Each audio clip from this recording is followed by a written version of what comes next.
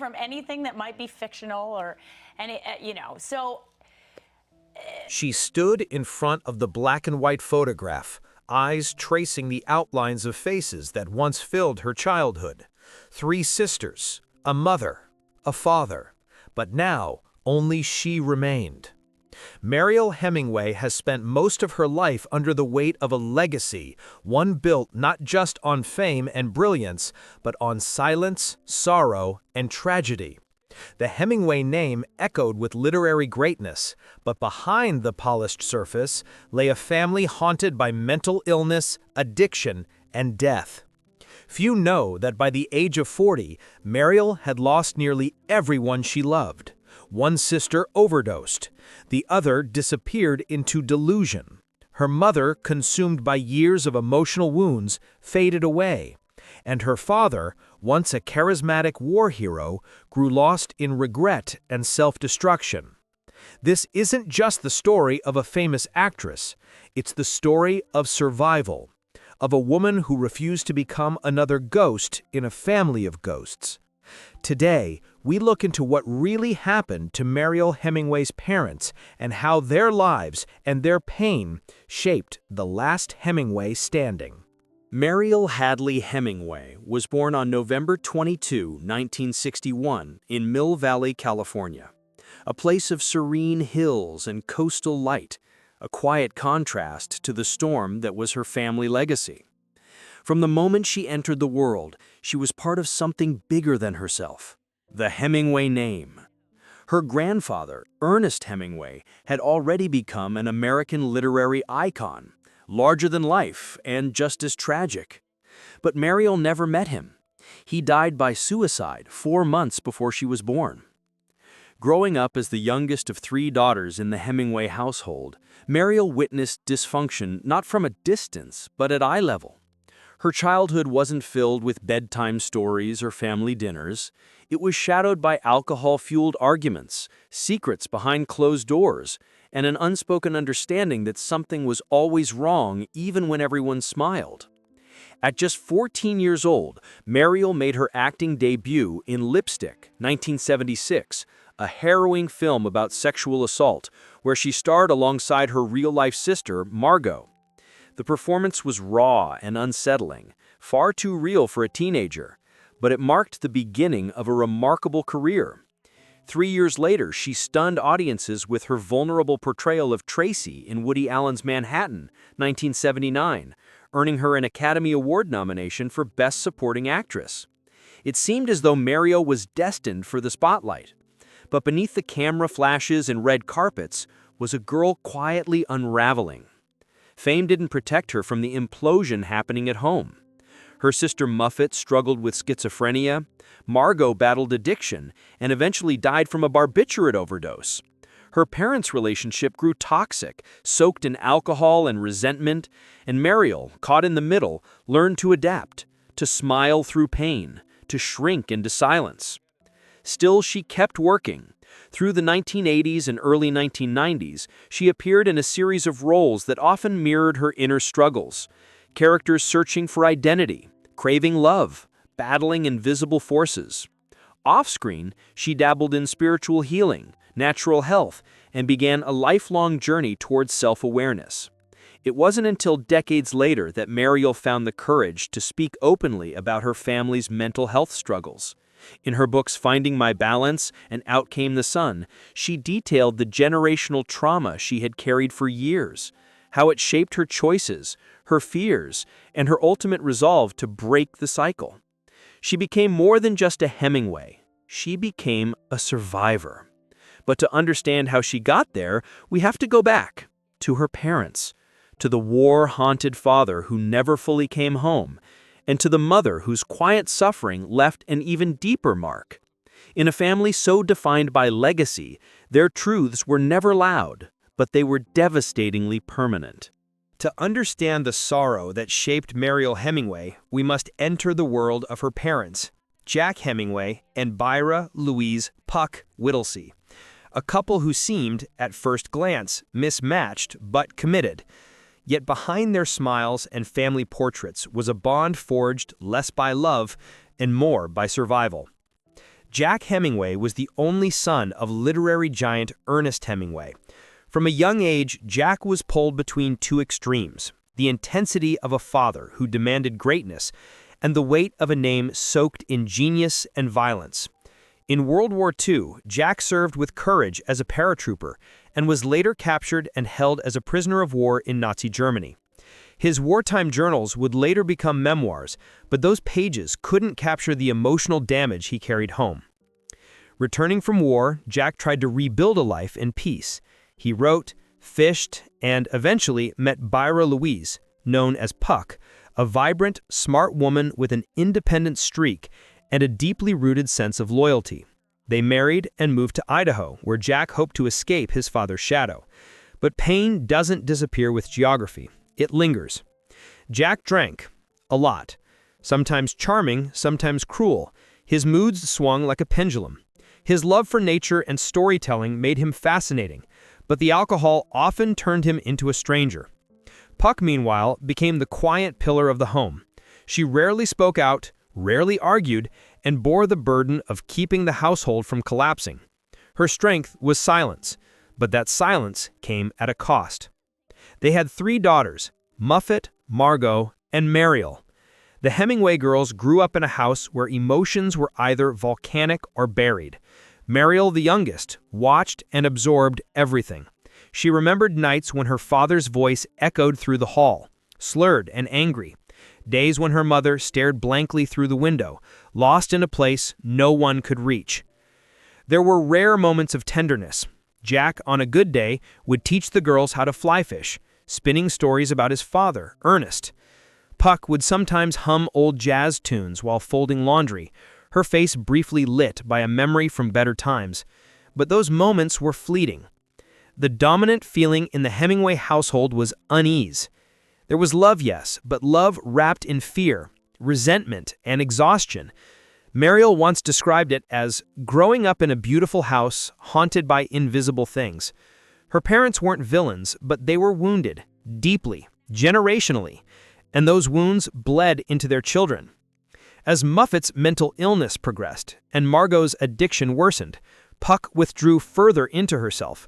Jack kept drinking, sometimes writing, often escaping into fishing trips that lasted days.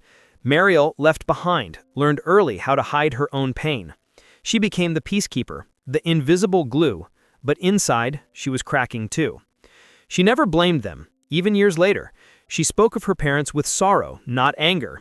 She once said in an interview, they were doing the best they could with what they had, but it was clear they had very little left to give. One of Mariel's most painful memories was of a Sunday morning when she was 10. Her mother had burned the pancakes. Her father made a cruel joke. Her sister had a meltdown. And Mariel, standing in the kitchen, realized this wasn't a bad day. This was normal. From that moment, she began building emotional armor, one that would protect her in Hollywood, on magazine covers and under stage lights. But it couldn't protect her from what was coming. Because behind the cracks in the Hemingway family were deeper fractures, ones that would eventually take her parents away, not just in death, but in spirit, long before their bodies followed. By the late 1980s, the Hemingway household was no longer whole. The emotional decay that had chipped away at the family for decades was finally showing its physical toll. First, with Puck. Mariel's mother had always been quiet, withdrawn, and composed. But as the years passed, her silences deepened, her eyes dulled. Something inside her had long been fading, and no one in the family knew how to reach it. She was diagnosed with cancer, an illness that, in some cruel way, felt like the physical manifestation of a life lived in emotional shutdown. The cancer moved quickly, aggressively. Byra Louise "Puck" Whittlesey passed away in 1988, her body finally surrendering after years of quiet suffering. But for Mariel, the loss wasn't sudden. Her mother had been emotionally absent for most of her life, and yet death still carved out a space that no daughter could prepare for. Mariel remembered the last time they sat together in the living room. No dramatic speeches, no confessions, just her mother staring at the fireplace while Mariel watched, waiting for a moment of connection that never came. "I loved her," Mariel later said, "but I never really knew who she was. maybe she didn't either. Just 8 years later, another blow would come. In 1996, her sister Margot, model, actress, and Mariel's partner in early fame, was found dead in a Santa Monica apartment from a barbiturate overdose. Officially ruled a suicide, it mirrored the fate of their grandfather, Ernest Hemingway, decades earlier. And in a devastating twist, Margot died almost to the day of his anniversary. Jack Hemingway, their father, never recovered from that loss. Already aging, already weakened by years of alcoholism and physical ailments, Jack spiraled. He stopped writing. He stopped fishing. The once vibrant war veteran and writer became a man of long silences and slow movements. In 2000, just 4 years after Margot's death, Jack suffered a series of heart-related complications. He died at the 77 years. It wasn't a shocking death. There were no headlines or paparazzi photos, but for Mariel, it was the quiet ending to a relationship that had always been complicated, always fragile.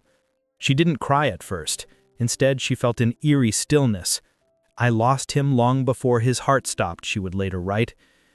The deaths of her parents were not marked by cinematic drama, but by a slow erosion, a fading away of people who had long been shadows in her life. Puck, who withstood a storm she never named. Jack, who carried the ghosts of war, fame, and addiction. Their lives were never fully lived in peace, and their deaths were echoes of that unrest. But for Mariel, they weren't just stories of loss. They were warnings, signs of what might become of her if she didn't confront the pain that had shaped them all. And so, with both parents gone, Mariel Hemingway stood at a crossroads between the legacy of tragedy and the choice to forge a different path. The day her mother died, the world didn't stop. There were no camera crews outside the house, no headlines in the morning papers. It was a quiet Tuesday in 1988, and Byra Louise "Puck" Whittlesey passed away just as she had lived, silently, without ceremony. The funeral was held in Sun Valley, Idaho, where the Hemingway family had long tried to build a refuge from the legacy that haunted them. There was no glamorous church, no grand eulogies, just a small chapel with stained glass windows casting colors across an empty front pew.